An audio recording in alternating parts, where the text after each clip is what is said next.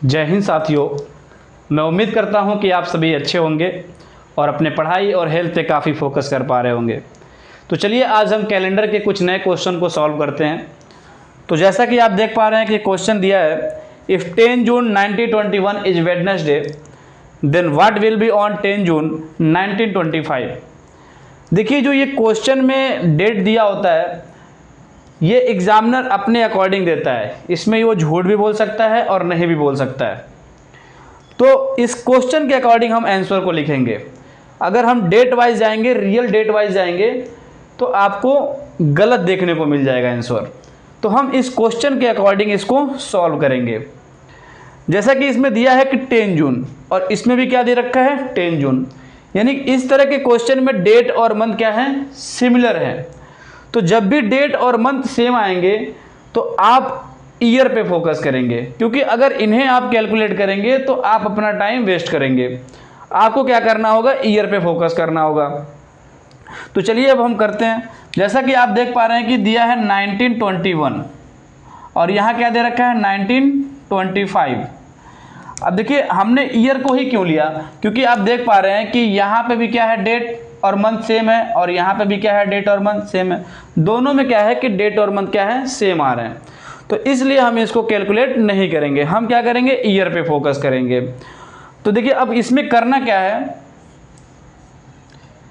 कि आपको इन दोनों के बीच में ईयर गैप लिखना होगा। जैसे 21 से लेकर के 25 तक में कितने ईयर का गैप है, तो आप 21 से 25 में देखेंगे तो 4 साल का गैप देखने को मिलेगा।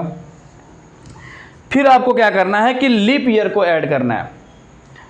लीप ईयर अब इसमें कितने होंगे, तो जैसा कि आपको पता है कि जो 4 से डिविजिबल होते हैं वो लीप ईयर होते हैं। तो यानी 21 से 25 में 24 आएगा और 24 क्या है, लीप ईयर है। तो इसलिए क्या करेंगे, हम इसमें 1 ऐड कर देंगे। एक लीप ईयर आ रहा है तो हम क्या करेंगे, लीप ईयर को ऐड कर देंगे। अब ये वैल्यू हो जाएगा 4 + 1 5, यानी 4 + 1 5। यहाँ पे दिया क्या था, वेडनेसडे। एग्जामिनर यहाँ पे झूठ भी बोल सकता है। कोई ज़रूरी नहीं है कि 10 जून 1921 को वेडनेसडे ही हो, ठीक है।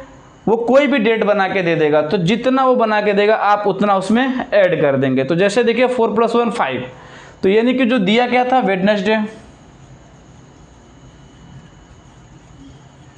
और पूछ क्या रहा है 10 जून को कौन सा दिन होगा, तो आप क्या करेंगे, उसमें +5 ऐड कर देंगे, यानी 5 डेज ऐड कर देंगे। तो जैसा कि आप देख पा रहे हैं कि वेडनेसडे है और इसमें 5 दिन आप और ऐड कर दीजिए, Thursday, Friday, Saturday, Sunday, Monday, यानी कि कौन सा दिन हो गया, मंडे। देखिए इस क्वेश्चन के अकॉर्डिंग ये डेट क्या है, मंडे। अगर आप रियल डेट जानना चाहेंगे कि क्या 10 जून 1921 को वाकई में वेडनेसडे था, तो आपको अगर चेक करना है तो आप चेक करके देख सकते हैं। मैंने बताया आपको एग्जामिनर झूठ बोल सकता है। तो अगर आप चेक करेंगे तो जैसा कि आप देख पाएंगे कि 10 और ये क्या है, जून है, और ये 1921 है। आप इसे जब 7 से डिवाइड करेंगे तो रिमाइंडर आएगा 3, और जून को आप कोड लिख लेंगे तो जून का कोड क्या है, 5। और एक बार 21 को क्या करेंगे, लास्ट 2 डिजिट को एक बार 7 से डिवाइड करेंगे और एक बार 4 से। तो जब आप 7 से डिवाइड कर रहे हैं तो ये कंप्लीटली डिवाइड हो जा रहा है, यानी कि इसका रिमाइंडर क्या आ रहा है, 0। और जब आप इसको 4 से डिवाइड करेंगे तो कोसेंट को लिखेंगे। तो जब आप 4 से डिवाइड करेंगे तो 4 5 जा 20, यानी कि जो हो गया आपका ये 20, आप 5 ईयर में 20 आ जा रहा है। अब इन सारे वैल्यू को ऐड कर दीजिए, 5 + 3 8, 8 + 5 13, यानी कि ये वैल्यू आ गया 13। अब 13 क्या है, 7 से बड़ा है, हर 7 दिन पे वही दिन आता है, तो आप इसे डिवाइड कर दीजिए। तो 7 × 7, यानी कि 6 आ जा रहा है। रिमाइंडर क्या आ रहा है, 6। और आप देख पा रहे हैं 6 किसके लिए है, फ्राइडे के लिए है। यानी कि 10 जून 1921 को रियल डेट आपका आएगा फ्राइडे।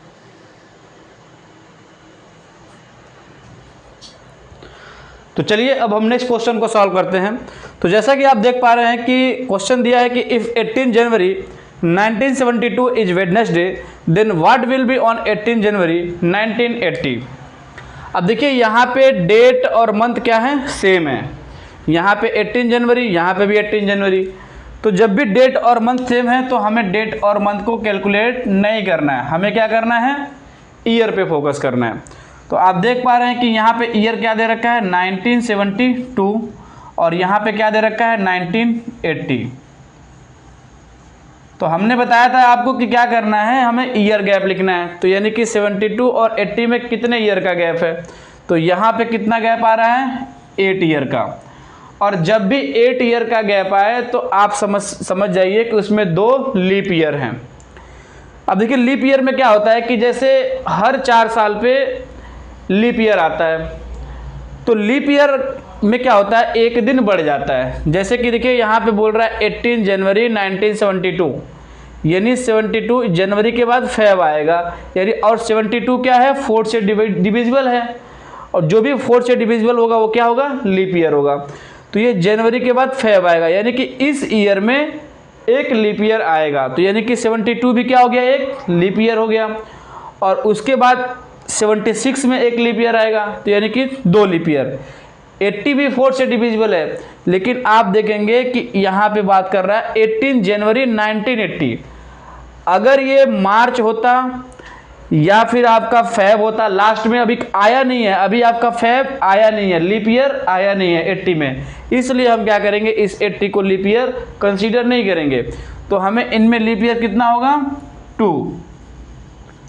तो 8 + 2 ये हो गए आपके 10, और 10 क्या है 7 से बड़ा है, हर 7 दिन पे वही दिन रिपीट होता है।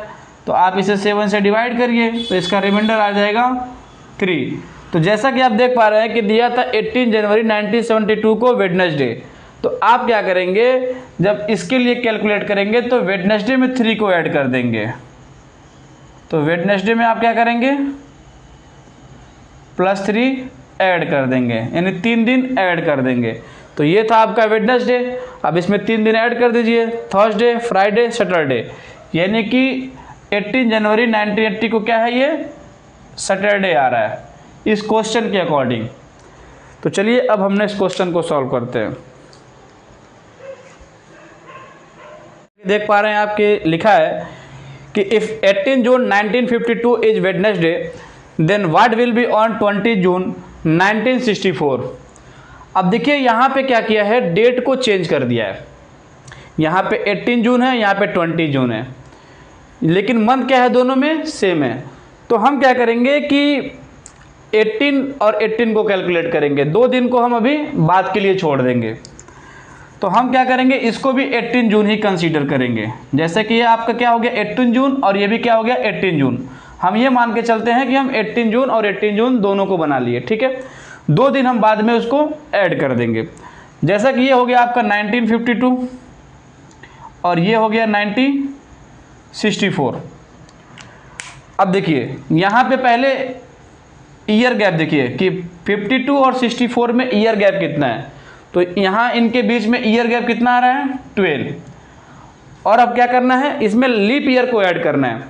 तो मैं आपको बता दूं कि ये 52 क्या है 4 से डिविजिबल है, लेकिन यहाँ फेब निकल चुका है, पीछे हो चुका है। स्टार्ट कब से हो रहा है 18 जून से, यानी कि ये 52 अगर ये जनवरी होता डेट यहाँ पे या फेब होता तो शायद ये हो सकता था, लीप ईयर हो सकता, लेकिन ये फेब निकल चुका है, यानी फेब के बाद जून से ये बात कर रहा है। तो यानी कि यहाँ पे ये 52 क्या होगा, लीप ईयर नहीं होगा, हम इसे लीप ईयर में कंसीडर नहीं करेंगे। तो अब 56 लेकिन होगा, 52 नहीं होगा, 4 साल बाद 56 आएगा, वो आपका लीप ईयर है। फिर उसके बाद 56 के बाद 60 है, वो भी आपका क्या है लीप ईयर है। और फिर क्या है ये 64 है, तो 64 भी क्या है लीप ईयर है। कैसे, अब यहाँ पे ये देखना है कि ये 20 जून 1964 की बात कर रहा है, यानी कि इसमें फेब आया था, इसमें क्या है फेब आया, ये स्टार्टिंग हुआ है फेब के बाद और ये इसके अंडर फेब आया था। तो यानी कि इसमें हो गया हमारे 3 लीप ईयर। तो अब इन सारे वैल्यू को ऐड कर दीजिए, 12 + 3 15, और 15 को क्या करिए 7 से डिवाइड करिए। तो 7 से डिवाइड करेंगे तो इसका रिमाइंडर कितना आ जाएगा 1। और आप देख पा रहे हैं कि ये क्या दिया था वेडनेसडे, क्या दिया था वेडनेसडे, और आपने क्या किया प्लस उसमें ऐड कर दिया 1, तो ये क्या हो गया आपके थर्सडे। लेकिन ये गलती आप मत करिए, क्योंकि आपने डेट को 18 to 18 कंसीडर किया था और यहाँ पे क्या है 20 जून है, यानी 2 दिन और ऐड करना है आपको। हमने यहाँ पे 18 to 18 माना था, इसलिए हम डेट और मंथ को कैलकुलेट नहीं किए। लेकिन यहाँ पे क्या है 20 जून है, यानी कि 2 दिन हम और ऐड कर देंगे। तो यानी थर्सडे में 2 दिन और ऐड करेंगे तो फ्राइडे सैटरडे, यानी इसका आंसर क्या हो जाएगा, जब +2 ऐड करेंगे तो सैटरडे। तो आप देख पा रहे हैं कि 20 जून 1964 के लिए क्या हो जाएगा, सैटरडे। तो आप क्या करेंगे, जब भी अगर डेट थोड़ा सा अलग आता है तो आप थोड़ा बहुत अगर अंतर है तो आप क्या करेंगे, उसको सिमिलर कंसीडर कर लेंगे। फिर जो बाद में जो आपने डेट एक्स्ट्रा है उसे आप लास्ट में ऐड कर देंगे। तो हमने वही कर दिया, +2 ऐड कर दिया, तो ये क्या हो गया, सैटरडे।